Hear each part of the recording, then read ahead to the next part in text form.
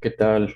Buenas tardes, soy el doctor Pedro Galo y en esta ocasión les voy a platicar acerca de la relación que existe entre la infección y las alteraciones del sistema endocrino u hormonas.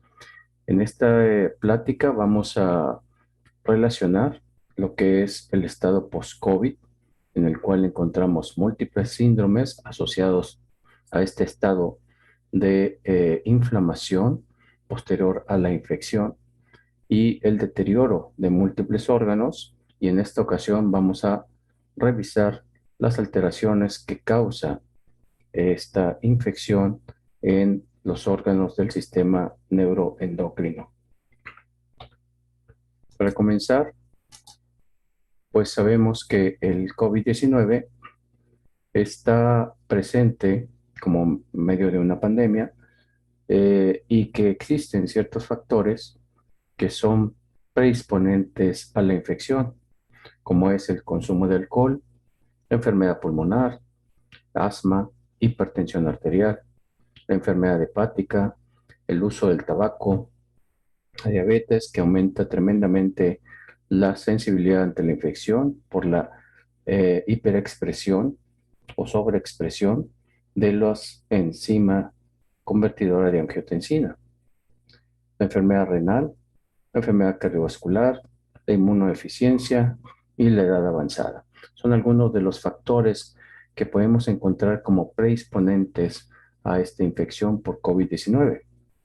Y como sabemos, existen tres fases de esta patología, que es el estadio 1, la infección temprana, donde existe una gran actividad viral; el estadio 2, que puede llegar a el daño pulmonar, especialmente por neumonía, y en el cual empieza a disminuir la carga viral, pero comienza a aumentar la respuesta inflamatoria.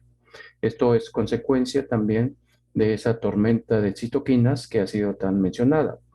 Y el estadio 3, pues es la fase hiperinflamatoria, donde precisamente existe una serie de lesiones a múltiples órganos, entre ellos el riñón, el corazón, cerebro, el sistema inmune y por supuesto también el sistema endocrino, del cual vamos a platicar.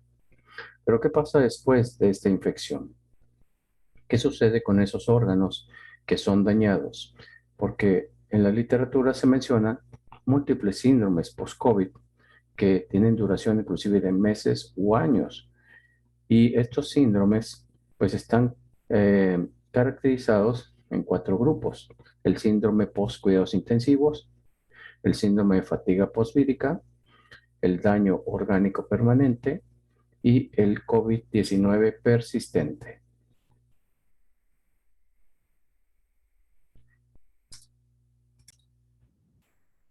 Dentro de las alteraciones post-COVID podemos encontrar cientos de síntomas, pero se pueden agrupar en enfermedades neurológicas, que va desde una simple cefalea o dolor de cabeza, trastornos del olfato y del gusto, mialgias, confusión, hasta accidentes vasculares cerebrales, neuropatías, por ejemplo, Guillain-Barré o parálisis progresiva, y, por supuesto, parestesias y otra serie de alteraciones que mencionaremos más adelante.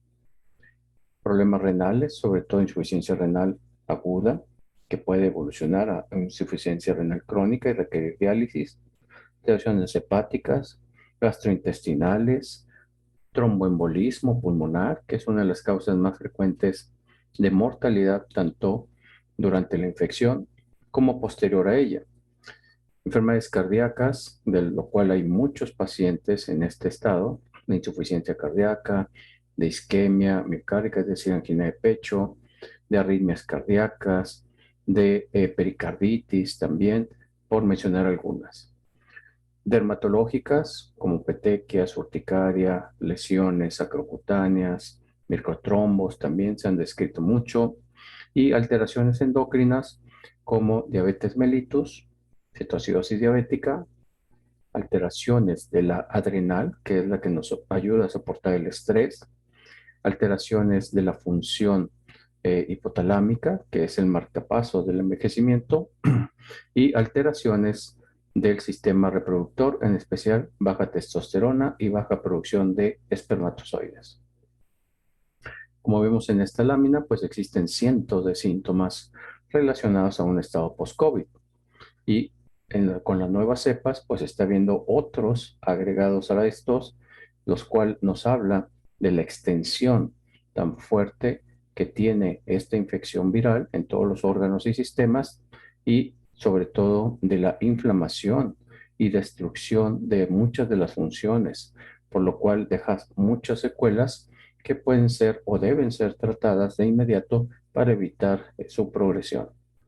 Dentro de los síntomas más destacados, pues tenemos la fatiga en más del 60%, dolor de cabeza, pérdida del cabello, trastornos de atención. En general, trastornos neuropsiquiátricos son múltiples que se observan como depresión, ansiedad, crisis de pánico, pérdida de la memoria, trastornos respiratorios como falta de aire, disnea, tos persistente. Tengo algunos pacientes que duran muchos meses con tos, ageusia, ¿ok? Y en general otros trastornos relacionados a múltiples sistemas. Dentro de las alteraciones hormonales que produce el COVID-19, pues podemos mencionar la disfunción hipotálamo pituitaria, es decir, el hipotálamo, que es considerado el marcapaso del envejecimiento, es quien provee de sustancias que van a liberar otras hormonas y que finalmente van a actuar sobre diversos órganos, en especial la hipófisis, de la cual tenemos dos partes, la hipófisis anterior, en el cual se secreta, por ejemplo, la hormona de crecimiento, la hormona estimulante de los folículos, la hormona luteinizante, otras hormonas que van a mejorar también la producción de hormonas sexuales y también tenemos la hipófisis posterior en la cual se secretan sustancias como la oxitocina que va a mejorar también la función sexual, a evitar la depresión y darnos una sensación de bienestar, por mencionar algunas de las hormonas. Eh, y también se ven relacionados órganos específicos, por ejemplo, el testículo, en caso que se ve afectado por el COVID-19, de infertilidad, disfunción sexual, bajos niveles de vitamina D, porque sabemos que la vitamina D se considera una hormona más que una vitamina, y esto trae como consecuencia alteraciones del sistema osteoarticular. Alteración del funcionamiento del páncreas con destrucción inclusive de las células beta, lo cual va a llevar a un descontrol de los pacientes con diabetes. Y los diabéticos también pueden agravar la infección por el COVID-19. Sabemos que los pacientes con obesidad pues tienen un peor pronóstico, peor evolución y que se ven muy comprometidos ya desde su inicio de la infección. La obesidad puede multiplicar por 7 el riesgo de contraer una forma grave de COVID-19. Entonces, uno de los primeros objetivos pues, es mantener un peso saludable. En el caso de la adrenal o suprarrenal, que es la glándula que se encarga de sostenernos ante el estrés, pues se puede desarrollar una insuficiencia persistente con fatiga crónica, además de otros síntomas que vamos a mencionar. Y en el caso del tiroides, pues puede evolucionar desde un síndrome de eutiroideo enfermo, es decir, una disminución de la función tiroidea secundaria a alguna alteración grave que esté sucediendo en otra parte del organismo. Y esto puede, obviamente, evolucionar hasta un estado de hipotiroidismo. Como sabemos, existe una relación muy íntima entre el sistema nervioso central, el sistema inmunológico y el sistema endocrino. Es algo que llamamos el sistema psiconeuroinmunoendocrino. Entonces, cualquier afección emocional, neuropsiquiátrica o como la depresión, ¿verdad? O alguna alteración del sistema inmunológico por infecciones frecuentes o disfunciones hormonales, pues precipita todas estas disfunciones de múltiples órganos y por lo tanto es necesario equilibrar, llegar a la homeostasis en cada uno de los sistemas, comenzando por el aspecto psicológico emocional, que es muy importante y que se ve mucho en los pacientes tanto con infección COVID como post-COVID. Y esta es una de las partes claves para salir adelante y sin ninguna complicación en el caso de la infección. Tener una actitud positiva, mantener el equilibrio de los neurotransmisores, mejorar la comunicación con el sistema inmune por parte del sistema nervioso central y también esto va a repercutir sobre la función del sistema hormonal, especialmente en las glándulas adrenales, el tiroides y el sistema reproductor. Para comenzar, vamos a hablar un poco sobre el adrenal y cómo se altera en el caso del estado post-COVID. Las glándulas suprarrenales están formadas básicamente por dos elementos, la corteza suprarrenal y la médula suprarrenal. En la médula se secretan sustancias como la adrenalina y noradrenalina o norepinefrina que aumentan el gasto y la frecuencia cardíaca. Dilata los vasos sanguíneos coronarios, incrementa el estado de alerta mental, la frecuencia respiratoria y el índice metabólico. Prácticamente nos prepara para la lucha o la huida y son hormonas que llamamos contrarreguladoras, en conjunto también con el cortisol. La corteza suprarrenal está formada por tres zonas, la zona glomerular, la zona fasciculada y la zona reticular. La zona glomerular secreta los mineralocorticoides, especialmente la aldosterona. Esta aldosterona lo que va a hacer es incrementar el volumen sanguíneo, obviamente la presión arterial, se retiene más sodio y se secreta potasio. La zona fasciculada nos va a secretar los glucocorticoides, especialmente el cortisol, que está relacionada con aumento de la glucosa sanguínea, con baja inmunidad y con estado de baja inflamación. Se necesita el cortisol entonces para controlar esa tormenta de citoquinas. Es por eso que los pacientes en terapia intensiva están bajo un régimen de elevada cantidad de glucocorticoides, especialmente la dexametasona o la hidrocortisona. Y la zona reticular, pues se secretan esteroides sexuales, en especial los andrógenos, aunque también tiene lugar la producción de la DHA, que llamamos la hormona de la juventud, y los estrógenos. Estas zonas de la corteza suprarrenal derivan precisamente todos sus productos, todas sus hormonas del colesterol. Es importante este concepto porque la mayoría de los pacientes post-COVID se encuentran en un estado de desnutrición avanzada y si no se tienen buenos hábitos también de alimentación, se puede llegar a una mala alimentación que puede generar una catástrofe nutricional, hormonal, inmunológica. El colesterol debe mantenerse idealmente entre 140 y 180 miligramos. Por supuesto, con un predominio del colesterol de alta densidad, que es el colesterol bueno, que se le llama comúnmente, y bajo nivel de colesterol malo, que sería el de baja densidad LDL. Del colesterol deriva la pregnenolona, que es la hormona relacionada con la memoria, la concentración, la creatividad, la visión tridimensional. Y la pregnenolona también es un neuroprotector y también un factor de estimulante neuronal. Entonces es muy importante mantener los niveles de pregnenolona porque recuerden que una de las manifestaciones primarias de la infección por COVID y el estado post-COVID es la destrucción neuronal, con pérdida de la memoria, la concentración, los neurotransmisores y que puede llevar en un estado posterior a enfermedad de Alzheimer o Parkinson. De la pregnenolona deriva la progesterona. Es la hormona de la belleza, la hormona que relacionamos con el embarazo de gestación, progesterona. Y sin embargo, esta hormona también es necesaria en el hombre para poder proteger, por ejemplo, la próstata, para mejorar las relaciones sociales, para mejorar o evitar la caída del cabello, por mencionar algunas. De la progesterona, en el caso de la zona glomerulosa, pues se deriva la aldosterona. En la progesterona, en el caso de la zona fasciculada o en la región de esta fasciculada, se produce el cortisol y en el caso de la zona reticular, pues se produce la DHA y la androstenediona, que es considerado uno de los andrógenos más potentes.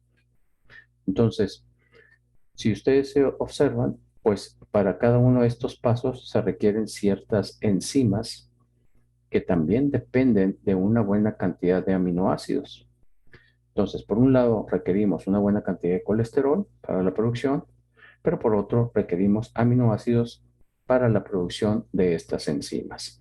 Entonces, la alimentación debe ser rica en aminoácidos de fácil asimilación y grasas buenas, especialmente omega 3, que nos permita una buena producción tanto de membranas celulares reparadoras como de neurotransmisores, como de hormonas, en este caso hormonas esteroideas.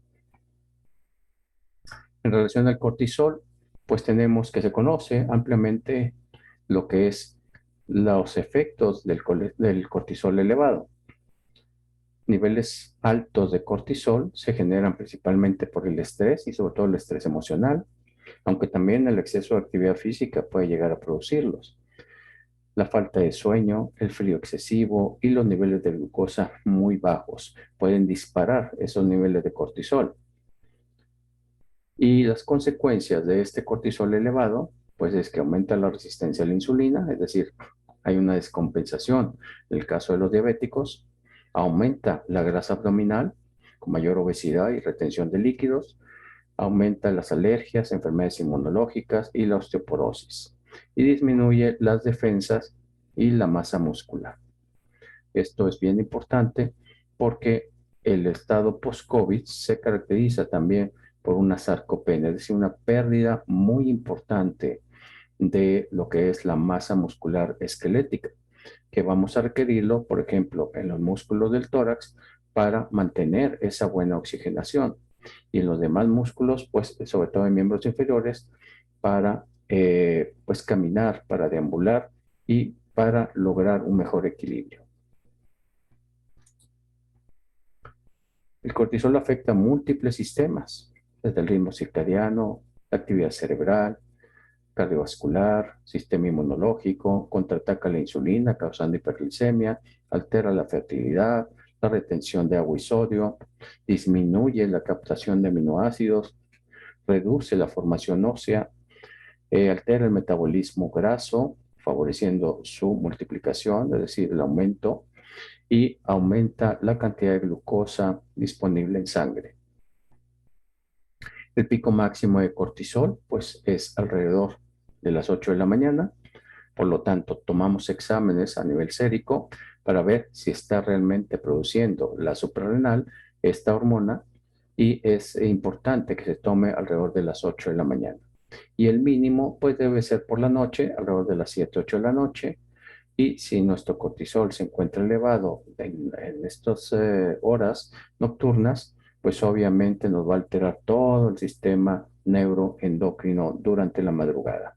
Y vamos a amanecer cansados, fatigados, con retención de líquidos, con ojeras, con bolsas debajo de los ojos, con una sensación de hambre muy importante, etcétera.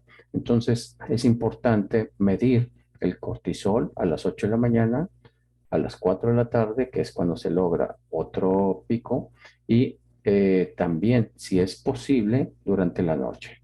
Desgraciadamente muchos laboratorios no lo hacen, pero ustedes pueden solicitar una prueba en saliva, del cual lo vamos a tomar durante varias horas en el día, y esto nos da utilidad de cómo se está comportando la suprarrenal. Y por otro lado, la melatonina, pues es una hormona que es nocturna, básicamente, la melatonina pineal. Eh, y esta melatonina alcanza su máximo entre las 7, 8 de la noche hasta alrededor de las 3 de la mañana, va disminuyendo y posiblemente en el día, pues encuentra sus niveles más bajos, ¿verdad? Es importante exponerse al sol durante el día para lograr una buena secreción nocturna de melatonina. La melatonina toma mucha importancia su nivel durante la infección post-COVID. Puede ser un factor determinante en la sobrevivencia o supervivencia, dado que la melatonina protege a la mitocondria de oxidarse, de dejar de producir energía, el ATP, y obviamente es un antioxidante muy importante a nivel cerebral.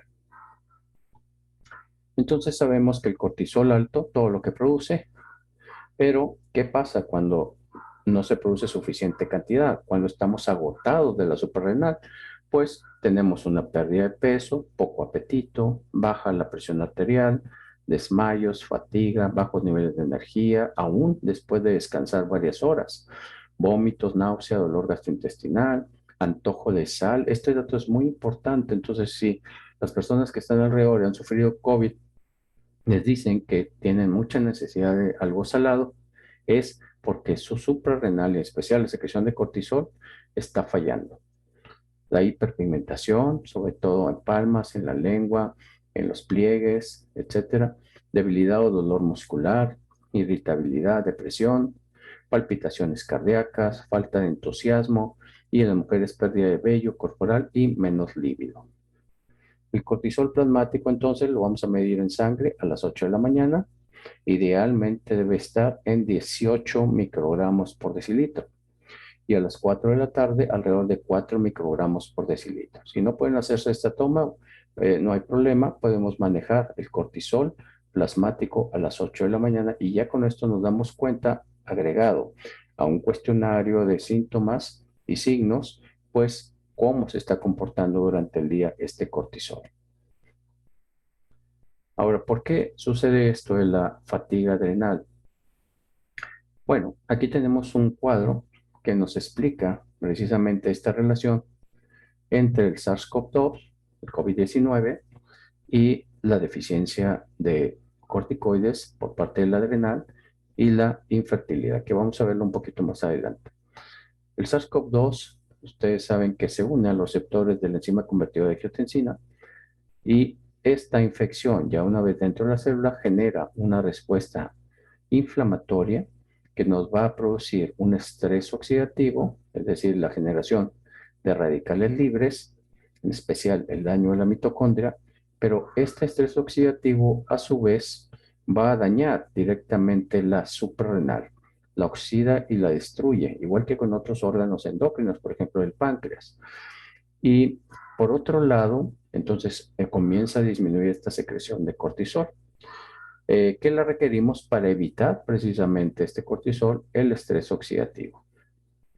La adrenal a su vez sufre una estimulación por parte de la ACTH, que viene de la pituitaria o hipófisis, y que debiera actuar directamente sobre la adrenal estimulando la producción de cortisol. Pero esto no se lleva a cabo porque este virus, el SARS-CoV-2, produce una serie de aminoácidos virales que va a mimetizar a la ACTH y genera una respuesta inmunológica, es decir, anticuerpos anti-ACTH, que va a destruirla o evitar que estimule precisamente la adrenal.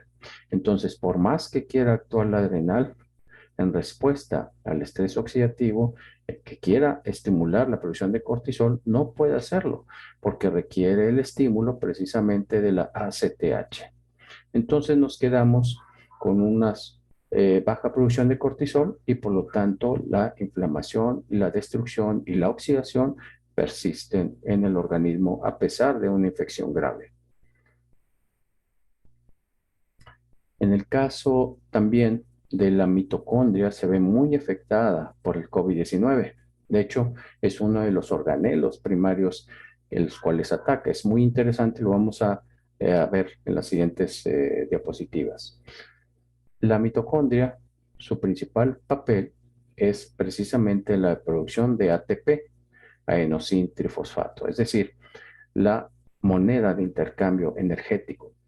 Cuando no se produce suficiente ATP, pues se ven alterados una serie de órganos, si no es que toda la economía del cuerpo, desde el corazón, produciendo trastornos de conducción, cardiomiopatías, neuropatías ópticas, retinopatías, alteraciones del hígado, alteraciones renales con insuficiencia renal aguda y crónica, diabetes mellitus por destrucción del páncreas, anemias sideroblásticas, alteraciones del oído interno con hipoacusias, trastornos inflamatorios del colon y obstrucción, alteraciones en los mensajes y la reproducción del ADN nuclear, alteraciones cerebrales como convulsiones, ataxia, demencia, migraña, por mencionar algunas, y sarcopenia del músculo esquelético, es decir, debilidad, pérdida del músculo, pérdida de los reflejos, de la capacidad de coordinación.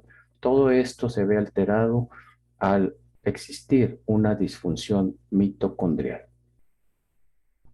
Y lo vemos un poco más de cerca y algunas manifestaciones un poco más graves como el accidente vascular cerebral, hipertensión arterial, aterosclerosis acelerada, diabetes, obesidad, Alzheimer, Parkinson, esclerosis múltiple y la serie de alteraciones que ya mencioné anteriormente.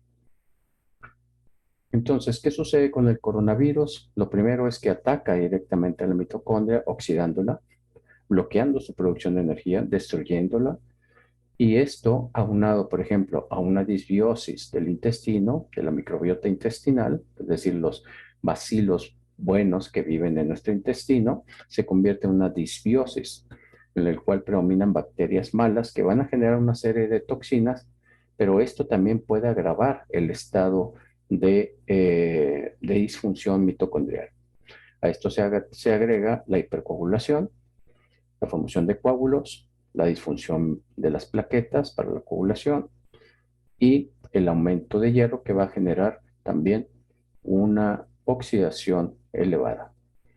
Pero por otro lado, existe un mecanismo muy interesante y muy fatal que es precisamente el bloqueo de la mitocondria a través de evitar que la melatonina se introduzca a la mitocondria y genere lo que llamamos la energía celular, que es la producción de ATP. Entonces, la melatonina es una molécula indispensable para la producción tanto de ATP, para bloquear y evitar el daño por los radicales oxilo, los radicales libres, y para la duplicación del DNA. Recuerden que la mitocondria tiene su propio material celular nucleico y que se puede estimular esta generación de nuevas mitocondrias a través de sustancias. Por ejemplo, la metformina es una de ellas. Y entonces esto explica el por qué existe un silencio mitocondrial. Imaginen ustedes que de repente apagan todas las luces de un edificio, que sería su cuerpo, su organismo, que está funcionando perfectamente, pero de manera silenciosa, algo que no se esperaba. Al apagarse estas organelos, dejan de producir energía, dejan de producir oxígeno, o sea, de utilizar el oxígeno, y por lo tanto el individuo se ve sometido a una hipoxia que llamamos hipoxia silenciosa, lo cual puede generar en un estado grave y consecuencia, pues la muerte, ¿ok? Una muerte que puede ser súbita. Por eso muchos pacientes llegan a la unidad de emergencia ya con una saturación muy, muy baja, por debajo de 60, 50, o llegan ya para intubación o definitivamente mueren en la sala de urgencias, estando previamente oxigenados, pero al apagarse esta función mitocondrial, pues no hay forma de rescatarla o no se piensa precisamente en el rescate de estas moléculas. Lo vamos a ver un poquito más adelante. Entonces, ¿qué tenemos que hacer? Pues lo primero, rescatar esas mitocondrias. Tenemos que darle, digamos, gasolina para que eche a andar toda su maquinaria, protegerlo desde antes si se puede, tener una buena cantidad de antioxidantes en el cuerpo, un buen nivel para que pueda aprovecharlo eso, la mitocondria, y puede generar energía, a pesar de tener una infección con una carga viral importante. Entonces tenemos moléculas como la coenzima Q10, que es una sustancia muy importante para la producción energética, la L-carnitina, que muchos de ustedes la conocen, que lo usan mucho para los deportistas o para bajar de peso o quemar grasa. Bueno, lo que hace es quemar esos ácidos grasos, lo lleva dentro de la mitocondria y generan energía. La carnitina también es un neuroprotector y estimula también la biogénesis mitocondrial, la generación de nuevas mitocondrias. El ácido alfa-lipoico, que es quizá uno de los elementos que deben incluir tanto previo a la infección por COVID, durante la infección y posterior a ella, porque el ácido alfa-lipoico puede evitar y regenerar las terminaciones nerviosas, en especial la cantidad de mielina que en los nervios periféricos, que se va destruyendo por este virus. Entonces, y además el ácido alfa-lipoico regenera o recicla los demás antioxidantes. Esto es de mucha importancia, sobre todo en el paciente diabético. La melatonina, que ya hablé un poco de ella, y que también es muy importante para la generación de ATP y evitar la oxidación de la mitocondria. La carcilasa, que o pirofosfato de tiamina, también se llama así, que pues es un tipo de vitamina B especializada, y esta carcilasa también es un salvavidas, rescata casi de inmediato a la mitocondria para la producción de ATP. Entonces, si se tiene la oportunidad, dar carcilasa tanto trans infección como posterior a ella. También nos ayuda a regenerar precisamente ese sistema nervioso periférico que ha sido dañado y que se caracteriza por neuropatías, por hormigueos, por disfunción de la fuerza muscular y la coordinación, por alteración del sistema nervioso central. Y la metformina que mencionaba, que es un agente que estimula la biogénesis mitocondrial, es decir, la generación de nuevas mitocondrias, sobre todo en órganos que son muy activos, como el corazón, el cerebro, el hígado, el riñón, etcétera. Y pues tenemos por otro lado el ejercicio que genera lactato, ejercicio importante, y este lactato entra directamente a algo que llamamos el ciclo de Krebs, que va a generar precisamente dentro de la mitocondria la producción de ATP. Obviamente todo esto debe ir acompañado de un estilo de vida saludable, sobre todo enfocarnos en el sistema nervioso central. Muchos de los pacientes sufren depresión, ansiedad, crisis de pánico, eh, y otras alteraciones que pueden controlarse tanto con antioxidantes, con esquemas de tratamiento bien específicos, con terapia intravenosa, pero sobre todo con el autocontrol del sistema nervioso, ejercicios de meditación, de respiración, la yoga, el tai chi, etcétera. Todo lo que nos ayuda a estabilizar el sistema nervioso, a liberar endorfinas, la sensación de bienestar, de alegría, de paz, pues nos va a mejorar mucho del sistema psiconeuroinmunoendocrino. Por otro lado, ejercicio regular, conforme vamos mejorando en nuestra capacidad tanto respiratoria como física, pues hay que aumentar esa masa muscular, especialmente en la espalda, que es donde se pierde la mayor parte de los músculos, ejercicios que deben ser guiados por un médico, especialmente un médico ya sea del deporte o de rehabilitación, y eso nos va a mejorar la capacidad aeróbica y también la anaeróbica, que es la importante para aumentar la masa muscular.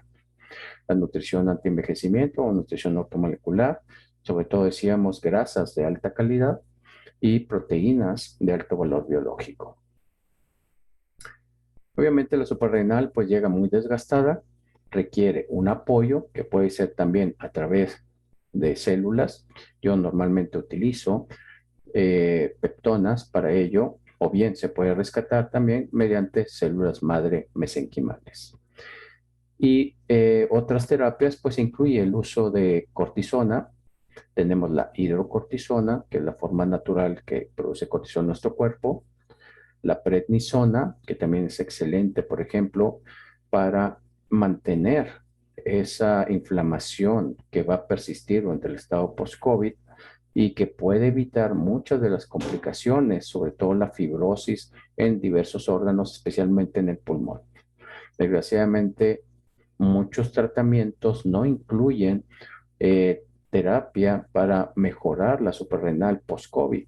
Y entonces se pierde esa maravillosa oportunidad de evitar la fibrosis pulmonar y de otros órganos, lo cual debe seguirse por lo menos durante 1 a 3 meses. Yo siempre recomiendo que sean 3 meses en el cual se vaya destetando progresivamente el uso de esteroides y dando oportunidad a que la suprarrenal vuelva a arrancar de una manera natural, produzca su propia hidrocortisona y produzca también una estabilización de todas las demás hormonas que son esteroideas. La dexametasona también en forma de inyecciones puede ser de utilidad, pero siempre acompañado de un soporte por vía oral. ¿Y qué podemos hacer desde el punto de vista nutricional? Bueno, hay que darle carbohidratos no refinados o complejos, con una buena cantidad de proteína de alto valor biológico, aceites como nueces, semillas, almendras, pistaches, etcétera. Uso de aceites prensados en frío, oliva, nuez, linaza, el de aguacate también es excelente. Yo también le recomiendo mucho el aceite de coco, que aumenta también rápidamente la función hormonal y la fuerza muscular. Comer regularmente a horarios fijos. Es bien importante hacer 5 o 6 mini comidas con estas características. No dejar que caiga en hipoglicemia los pacientes, ¿ok? Y dormir, obviamente, entre 6 y 8 horas, por lo menos, un sueño reparador. Evitar alimentos chatarra para que no desgaste en conjunto con las grasas hidrogenadas y la cafeína, que no desgaste los suprarrenales, porque cada vez que metemos azúcar o productos procesados, la suprarrenal responde con una carga de cortisol, de adrenalina, y esa carga, pues obviamente va dejando menos cortisol para la respuesta general del cuerpo, que está totalmente abatida. Comer toronjas puede ser para que nos ayude a evitar el corte en la producción de cortisol. Este bloquea una enzima que limita la producción de cortisol. Y alimentos ricos en hierro si es que se tiene una anemia, una eficiencia, una fatiga importante en forma natural. Suplementos que podemos utilizar para las adrenales, pues son múltiples. Sobre todo hay que darle soporte a la producción de cortisol, a la producción de DHA y de las demás hormonas esteroideas. Tenemos omega 3, fenilalanina, vitamina C, sobre todo con bioflavonoides, como se encuentra en la naturaleza. Ácido pantoténico, la vitamina B5, muy importante para la producción hormonal suprarrenal. La vitamina E, que contiene, en realidad son 8 tipos de vitamina E, los tocoferoles y tocotrinoles. Hay alfa, beta, gamma y delta de cada uno de ellos, pero lo importante es la dosis, alcanzar 800 unidades por lo menos durante 6 meses. El complejo B, la niacina, que empezar con 25 miligramos e ir aumentando. Vitamina B6, la biotina, que ustedes la conocen para el cabello, para las faneras. Bueno, la biotina es muy importante para la producción de ciertas hormonas en la suprarrenal. Citrato de calcio, citrato de magnesio, elementos traza y algo que también que ayuda a evitar que se destruya el cortisol, pues es el regaliz o también conocido como licoris. Aquí podemos utilizar para iniciar 900 miligramos por día. Otro de los órganos afectados durante el estado post-COVID, pues es el tiroides. En este se manifiesta como un síndrome llamado eutiroidea enfermo, es decir, cambios en el eje hipófisis tiroides que ocurren en pacientes con enfermedades ajenas a esta glándula tiroides. Los pacientes, por ejemplo, con ayuno, sepsis, operaciones quirúrgicas, infarto en miocardio, insuficiencia cardíaca, enfermedades autoinmunes, insuficiencia hepática, trasplante de médula ósea, por mencionar algunas. Cualquier enfermedad grave puede tener como consecuencia este síndrome de tiroideo enfermo. ¿Qué pasa ahí? Pues que las hormonas se ven alteradas. tenemos tres marcadores de ellas: la TSH, hormona estimulante del tiroides, que se encuentra en la hipófisis, que se libera por una señalización del hipotálamo que mencionábamos ya un poquito más arriba en la escala cerebral, que este es el marcador o marcapaso del envejecimiento. La T3 libre, que es la forma que activa de la hormona tiroidea, y de hecho encontrar una T3 libre baja nos habla de un mal pronóstico. La T4 libre, que es la hormona más abundante del tiroides, se llama tiroxina, Eutirox, comercialmente conocida, pues también es la forma más abundante pero menos activa, y la T3 es la forma menos abundante pero más activa. Entonces tenemos tres clases de enfermedades: la enfermedad leve, moderada y severa. La enfermedad leve se caracteriza por una T4 y una TSH normal, pero una disminución leve de la T3, que puede llegar hasta el 50%. La enfermedad moderada, hay una T4 aumentada, una TSH normal y una disminución del 90%. Y cuando ya ni el hipotálamo, ni la hipófisis, ni la tiroides producen hormonas, pues entonces encontramos la TSH disminuida, la T4 disminuida y la T3 casi indetectable. ¿Okay? Entonces, estas anormalidades, recordemos que es por alteraciones no tiroideas, sino algún evento grave que está sucediendo en el cuerpo. Lo encontramos mucho en pacientes en terapia intensiva. Y también existe una alteración de la conversión de T4 a T3. Recuerden que la T4 o tiroxina se tiene que convertir a su forma activa, la T3, y la T3 es la que va a penetrar a la célula. Por eso siempre les digo en los exámenes de laboratorio, cuando me enseñan los determinantes tiroideos, que una cosa es tener los niveles normales de hormonas tiroideas y otra cosa es que funcionen esas hormonas tiroideas.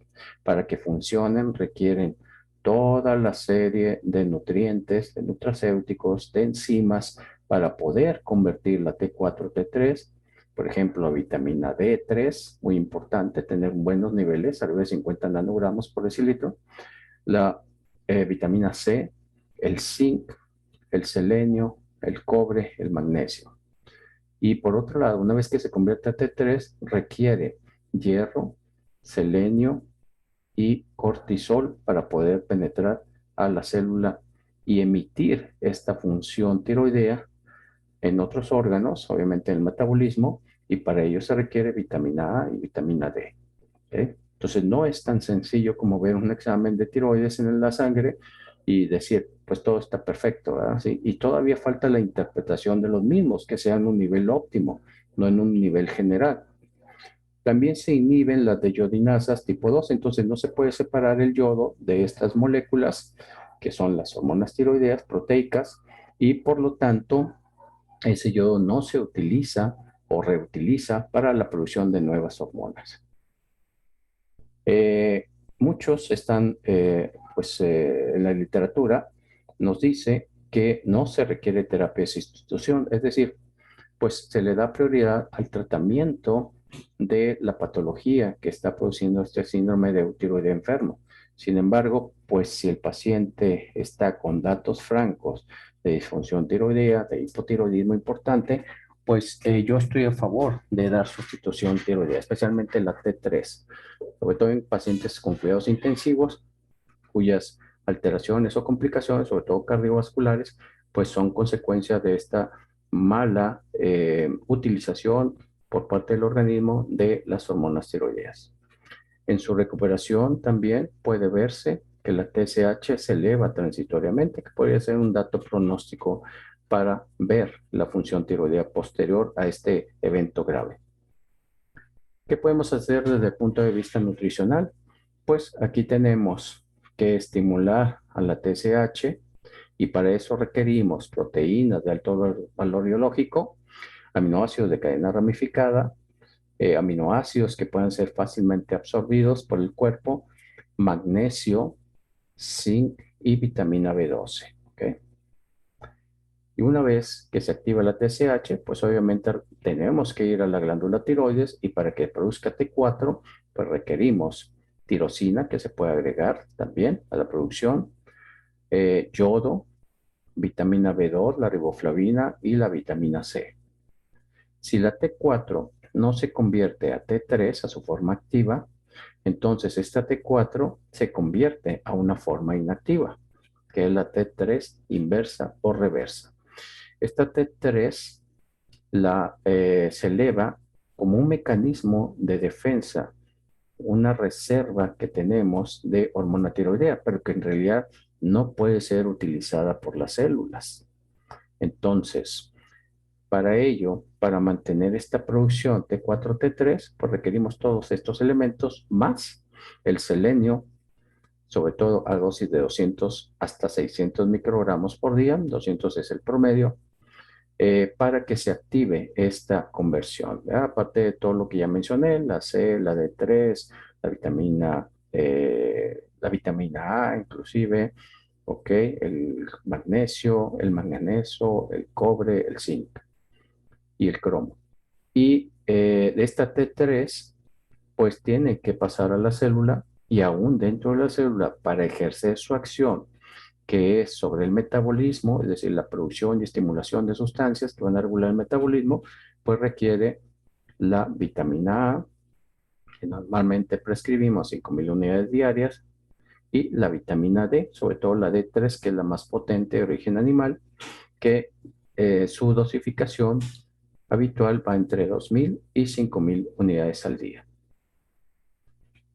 Existen muchos factores que inhiben la producción de hormona tiroidea, desde el estrés, tanto físico como mental, infecciones, traumas, radiación, medicamentos, antagonistas del yodo, como el flúor y el cloruro, pesticidas, mercurio, cadmio, que se encuentra en el agua y que se asocia a insuficiencia renal. El mercurio se encuentra en grandes cantidades en los pescados. El plomo, pues obviamente en todos los contaminantes. Enfermedades autoinmunes como enfermedad celíaca. Y también hay que tomar en cuenta factores que suben la globulina transportadora de tiroides o que enlazan al tiroides y que bajan la cantidad de T4 disponible.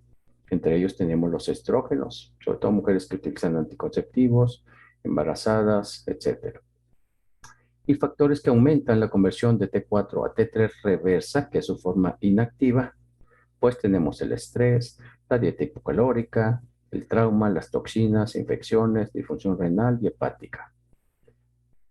Y entonces tenemos que ver cuáles son los factores que contribuyen a la producción de hormona tiroidea. El yodo, que no sobrepase 150 microgramos por día. La L-tirosina, que habitualmente damos 500 a 1000 miligramos por día, que es un aminoácido, no es la hormona tiroidea, es un aminoácido que nos va a favorecer la producción de hormona tiroidea. Factores que aumentan la conversión de T4 a T3, como selenio, zinc, cobre, vitamina C, vitamina E y vitamina B12. Factores que mejoran la sensibilidad celular de la hormona tiroidea. Tenemos la vitamina A, el betacaroteno, el zinc y el ejercicio.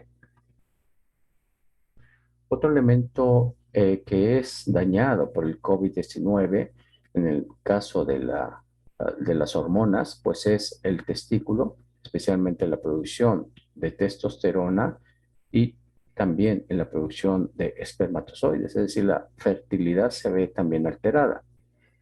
Aunque los estudios no han conseguido detectar el virus en muestra de sudor, semen o fluidos vaginales, sí se recomienda, si se tiene síntomas de COVID, evitar las relaciones sexuales. Esto puede agravar un poco la relación, pero además existen factores importantes que hay que voltear a ver en el caso de la fertilidad, porque cada vez está afectando más a parejas jóvenes, lo que es el COVID-19, y aquellos que están tratando de tener familia, pues puede verse afectado en el estado post-COVID.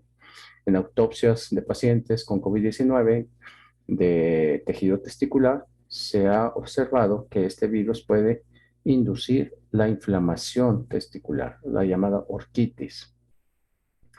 Los resultados de patología muestran apoptosis de las células espermatogénicas, destrucción de las células germinales, disminución de los espermatozoides en el epitelio seminífero y engrosamiento de la membrana basal e infiltración de leucocitos en los especímenes. Es decir, existe una inflamación importante, una destrucción general de todo el tejido y una fibrosis también importante de esta zona genital, es decir, el testículo. Además, la infiltración de leucocitos y linfocitos T y macrófagos en el tejido intersticial de testículos puede producir interferones que inhiben la esteroidogénesis y la producción de testosterona. ¿Ok? Entonces, recuerden que estas hormonas son hormonas esteroideas, dependen del colesterol, pero estos interferones bloquean, son sustancias de comunicación y algunas pueden aumentar la comunicación y la producción de algo y otras pueden inhibirla. Estos interferones inhiben la producción de testosterona. Las citoquinas inflamatorias que son producidas por estas células pueden activar la respuesta autoinmune, destruyendo el epitelio seminífero que conduce a una orquitis autoinmune. Los altos valores de citoquinas después de haberse infectado por este virus puede causar disminución del espermatozoide, la producción de espermatozoide, de testosterona, y todo esto va a afectar la fertilidad. Entonces, es muy interesante este concepto que se resume también en la lámina que presenté anteriormente, donde vemos cómo el virus entra a la célula, genera un estrés oxidativo que es agravado por la edad, por las comorbilidades, por ejemplo, diabetes mellitus, hipertensión o infecciones propias que no son precisamente el COVID y que ya existen antes de la infección, y que llamamos orquitis o epididymitis también. Y esto va a generar más estrés oxidativo, más destrucción, más inflamación, más oxidación y mayor fibrosis.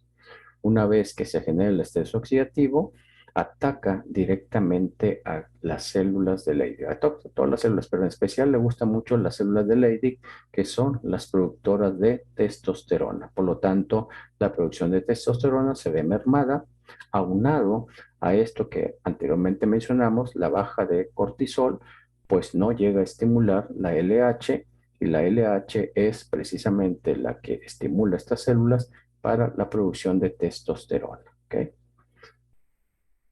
¿Qué podemos hacer desde el punto de vista de medicina automolecular? Pues aumentar la testosterona mediante la alimentación, mediante la suplementación y mediante un estilo de vida saludable. También es recomendable el uso de células o de peptonas que son órgano específicas. En el caso de los alimentos, pues tenemos la granada, que yo les recomiendo que tomen un vaso al día de jugo de granada. Esto puede aumentar la testosterona entre un 16 y un 30%. Las ostras, que son ricas en zinc, que pueden mejorar la espermatogénesis. Las crucíferas, que disminuyen el exceso de estrógenos, que recuerden es un factor también de riesgo para hiperplasia y para cáncer de próstata. El ajo, que contiene lisina, que también puede regular el cortisol. Las grasas saludables, que disminuyen la inflamación y también la síntesis de testosterona también le puede ayudar. Y el aceite de olivo, que estimula la producción de testosterona en un 17 a 19%. Actividad física, sobre todo el entrenamiento anaeróbico, entrenamiento de fuerza, de grandes músculos, pues eleva también la testosterona y eleva también la hormona de crecimiento. Todo esto va a repercutir sobre la producción de músculo esquelético y disminuir la sarcopenia.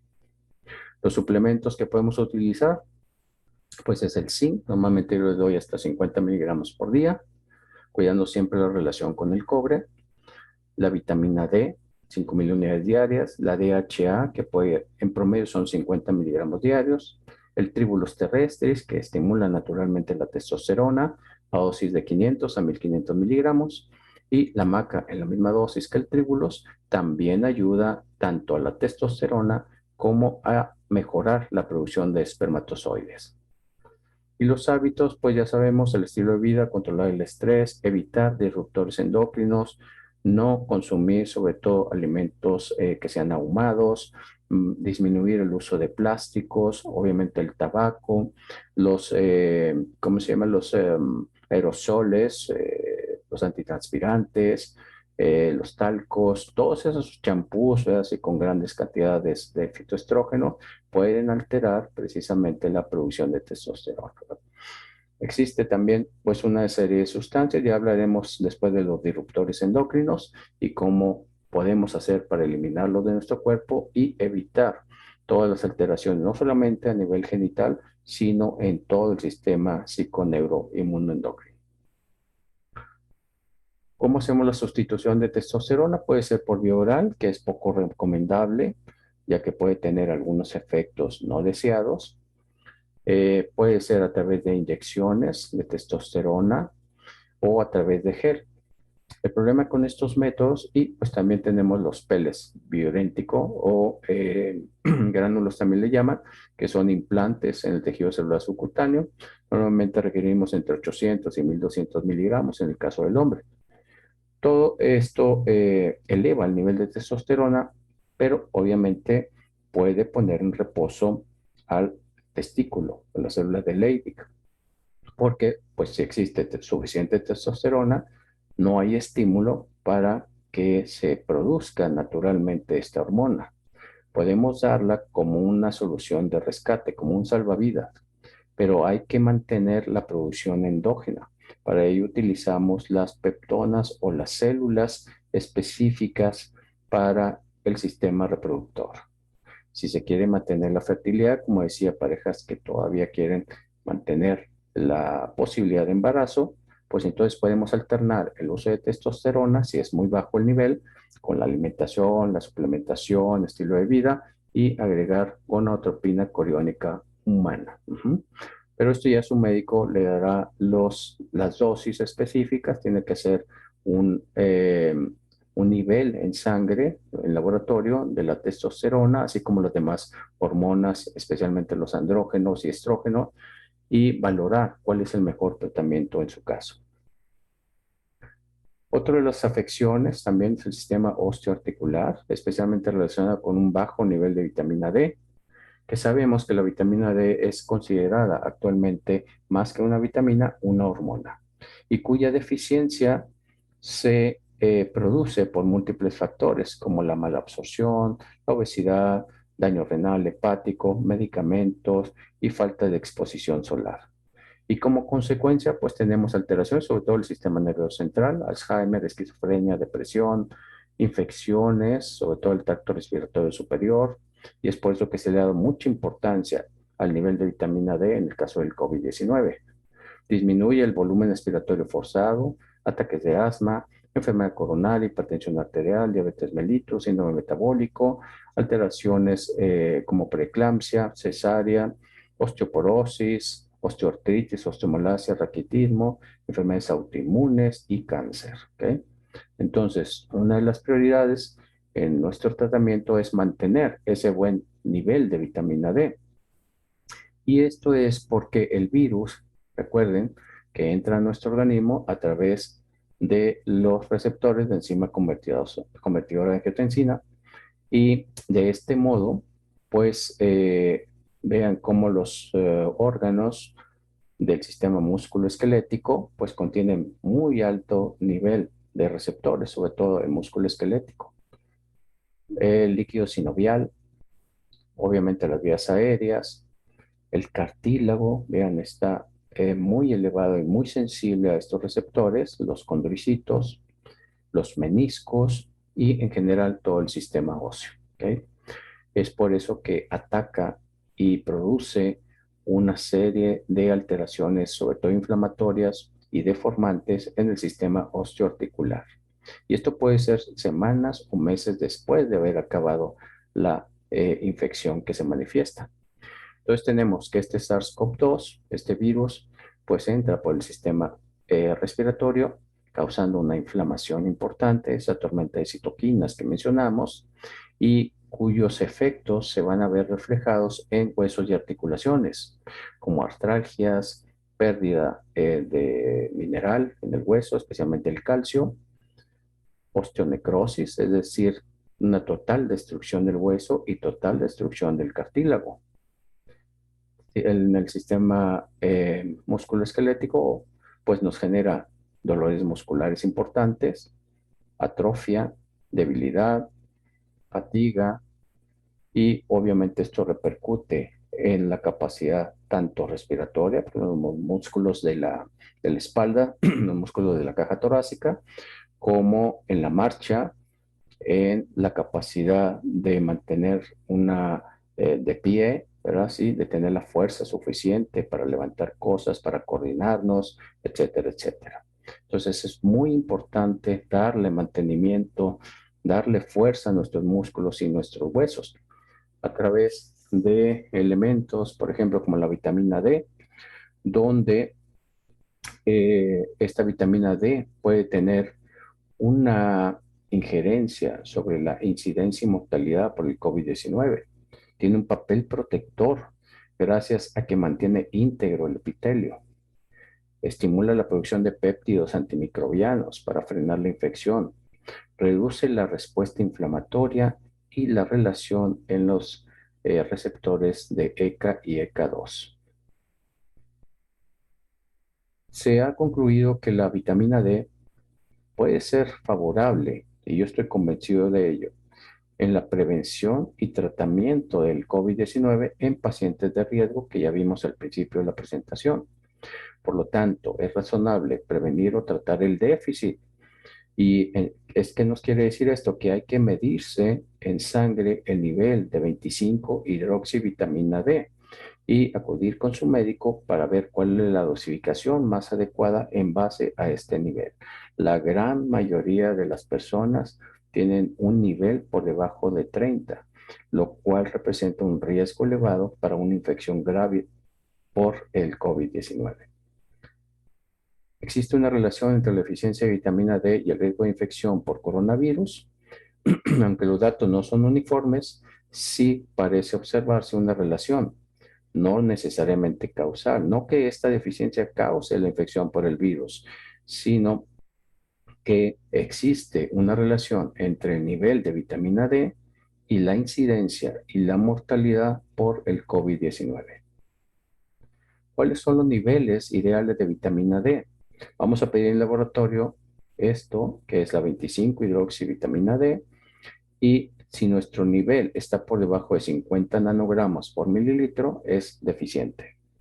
Óptimo de 50 a 70, aunque yo a los pacientes siempre les sugiero que estén por arriba de 70, ya que en este nivel se ha observado que hay una menor incidencia de pacientes con enfermedades crónicas graves, e inclusive enfermedades autoinmunes, cáncer, enfermedades cardiovasculares. Y un nivel excesivo se considera arriba de 100 nanogramos por mililitro.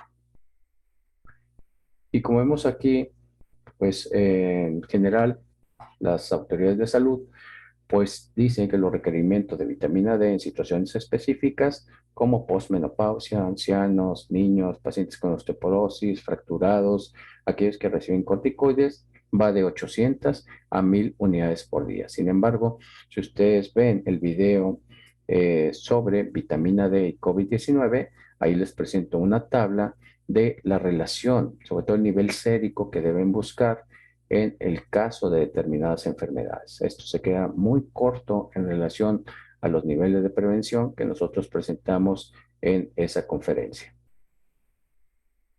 Otro elemento importante, pues, es la disfunción pancreática. Recuerden que el COVID, el coronavirus, le gusta mucho los pacientes diabéticos, dado que estos sobreexpresan los receptores ECA2. El hecho de ser diabético o prediabético dispara mucho el pronóstico grave. Uno de cada 4 pacientes fallecidos por COVID tiene diabetes. Este virus provoca un daño directo al páncreas. Le gusta oxidar, destruir, producir fibrosis en las células beta del páncreas, en los islotes pancreáticos. Incrementa por 3 el riesgo de mortalidad. Duplica el riesgo de ingresar a cuidados intensivos y aumenta el peligro de hiperglicemia, de cetoacidosis y estado hiperosmolar. Y el SARS-CoV-2 puede penetrar en los islotes pancreáticos y dañar las células beta, lo cual produce insuficiencia de la secreción de insulina. Recuerden que en el páncreas existen 2 tipos de células, las células beta y las células alfa. Las células beta producen la insulina, la cual va a controlar la entrada de glucosa a la célula y por lo tanto disminuye los niveles de azúcar en sangre.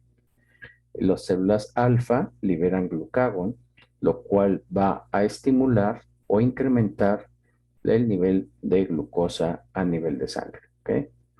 Entonces son dos hormonas totalmente diferentes, se antagonizan una a otra, pero en este caso el COVID ataca las células beta de los pacientes, especialmente los diabéticos, y preferentemente infecta estas células, tanto in vitro como in vivo. Esta infección se ve favorecida también, la unión y la entrada del virus se ve acelerada por una proteína que se llama neuropilina 1. Esta proteína, recordemos que el COVID, el virus de coronavirus, se une a las células y entra a través de un pico, un spike, así que le llaman comúnmente, se une a los receptores CK2. Bueno, si contiene esta célula, como en los diabéticos, una expresión exagerada de la neuropilina 1, pues se facilita mucho la entrada de este virus. Tan es así que la investigación actual se está llevando a cabo para encontrar esos moduladores que puedan bloquear la neuropilina 1 y evitar esa carga viral, ¿okay? Que también tiene mucha influencia sobre o factor pronóstico sobre los pacientes diabéticos. Aquí tenemos, bueno, pues una entrada, cómo se utiliza los EK2 para entrar a la célula por parte del coronavirus. Entonces, al estar utilizándose, pues obviamente no hay una conversión a angiotensina 1 y 7, lo cual estas angiotensinas pues va a producir vasodilatación, antioxidación y antifibrosis. Si no hay esa conversión, entonces pues se convierte o estimula además a los receptores angiotensinógeno 1 y esto va a producir vasoconstricción, estrés oxidativo y mayor fibrosis. Esto es lo que sucede especialmente en el páncreas. Una vez que entra la célula, pues también se lleva a los EK2 de la membrana para que no puedan ser utilizados. Vean también ese mecanismo tan interesante que tiene el coronavirus. Entonces ya no se puede regular la entrada de estos virus, ya no se pueden bloquear, ¿ok? Y de esa manera, o desbloquear más bien, y de esa manera, una vez que entra el virus, pues existe una disfunción de estas células beta, las que producen la insulina. Y esto trae como consecuencia disminución de la secreción de insulina y por lo tanto una hiperglicemia, ¿verdad? Que debería ser controlada precisamente por esta hormona, por la insulina. Pero al no existir, pues existe una o se produce una elevación aguda y muy importante de la glucosa que debe ser controlada con insulina exógena o bien con otros medicamentos. Pero no todo es culpa del COVID-19. También, pues, la liberación de citoquinas proinflamatorias por parte de nuestro cuerpo, el uso de corticosteroides, de algunos antivirales, ciertas drogas, pues nos va a generar ese desbalance en el control de la glicemia, generando un estado grave en el caso de los diabéticos o produciendo también una disfunción pancreática como resultado una hiperglicemia, una resistencia a la insulina y finalmente diabetes mellitus como tal. ¿Qué podemos hacer en estos pacientes diabéticos con COVID-19? Pues obviamente intensificar las medidas de prevención que ya conocen, el estilo de vida saludable, medidas generales para el control de la diabetes, ya sea el control de peso, muy importante porque ya vimos que la obesidad es un factor de riesgo, quizá que puede multiplicar por 7 la mortalidad, la hidratación adecuada, la monitorización de la glicemia, apoyo familiar y psicoemocional, muy importante. De hecho, desde antes, los pacientes diabéticos que no llevan un control emocional, pues es difícil que se llegue a controlar su glicemia. Tratamiento de la hiperglicemia, de acuerdo a la farmacología de su médico, pero también pues el aspecto nutricional, suplementario y celular. Tratamiento de las comorbilidades, la presión arterial, hiperlipidemias, pero sin bajar tanto el colesterol. Recuerde que debe mantenerlo arriba de 140 para que pueda producir hormonas eh, esteroideas y hormonas sexuales y la reparación de los neurotransmisores y del sistema nervioso. Cuidado del corazón, función renal, pies y ojos. O sea, tiene que estar bajo un estricto control, sobre todo en los 6 meses mínimo a 2 años posterior a la infección de COVID. Esta es una carrera larga que debemos mantener a raya toda la posibilidad de las complicaciones o estados post-COVID. Estos pacientes son muy susceptibles también a un estado de hipercoagulabilidad, de microtrombos que puede generar un tromboembolismo pulmonar y por lo tanto hay que estar vigilando el dímero D, que después vamos a hablar de él, y el estado de coagulación. ¿Okay? Apoyo sanitario, pues control oportuno, la telemedicina, traten de usarlo mucho, el contacto cercano con su médico y la hospitalización en caso necesario. ¿Qué podemos hacer desde el punto de vista nutricional? Recuerden, miren todos los elementos que se requieren para un buen control de la diabetes y todo esto se ve mermado posterior a la infección por COVID, porque existe un grado elevado de desnutrición, en el cual requerimos el zinc para mantener la función pancreática, el selenio para conversión de T4 a T3 de las hormonas tiroideas, que recuerden que hay una íntima relación entre el páncreas, la adrenal y la tiroides. El miocardio, también para evitar las arritmias y la insuficiencia cardíaca congestiva, que es muy común en el estado post-COVID. El vanadio, para que puede potenciar el efecto de la insulina. La arginina, que mejora la función endotelial, que es una de las mayores problemas en el caso de la diabetes mellitus y como consecuencia aterosclerosis, trombosis e hipertensión arterial. Neuropatía periférica también se ve favorecida o disminuida por el uso de carnitina, ya que ayuda a regenerar las conexiones nerviosas, la mielina. La lisina también muy importante para disminuir esas crisis de ansiedad y lograr mantener el cortisol estable. La taurina, que ustedes lo conocen mucho en las bebidas energéticas, pues ayuda en el caso de los diabéticos a evitar la neuropatía periférica o inclusive revertirla en conjunto con el ácido alfa-lipoico. La cardiopatía y la hipertensión también pueden ser controladas mediante el uso de Q10. La función endotelial, también con la vitamina C en conjunto con la arginina. La peroxidación lipídica, también la oxidación de las grasas por la vitamina E se ve disminuida.